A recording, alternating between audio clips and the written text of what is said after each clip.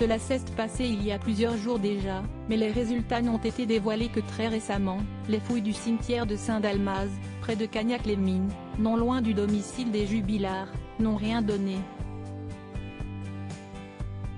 Malgré des recherches dans 9 caveaux, les enquêteurs n'ont pu trouver aucune trace de Delphine Jubilard, la mère de famille qui a disparu dans la nuit du 15 au 16 décembre 2020.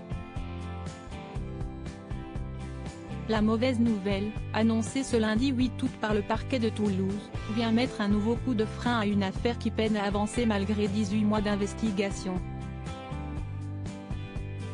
Si le cimetière avait été désigné comme possible lieu d'intérêt, s'y est notamment à cause de quelques remarques faites par Cédric Jubilard, le mari de la disparue, rapporté par une de ses amies.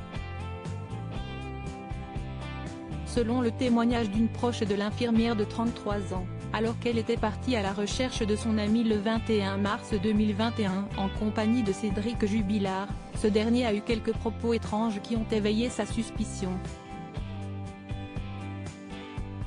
Ce jour-là, je décide d'aller à Dalmaz, il dit ne pas savoir ce que c'est et quand nous arrivons sur place, il a l'air de bien connaître les lieux.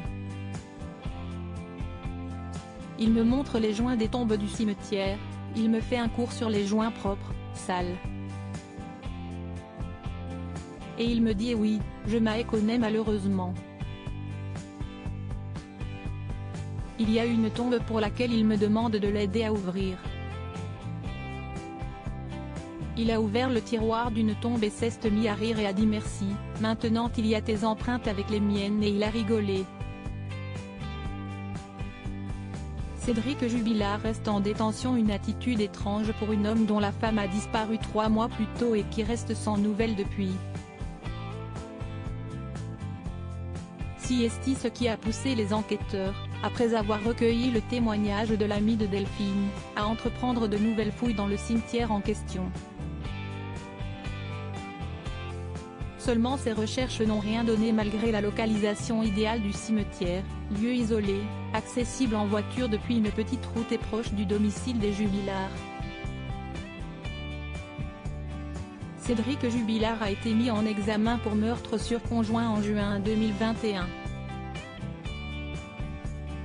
Il est, depuis, détenu à la maison d'arrêt de Cesse.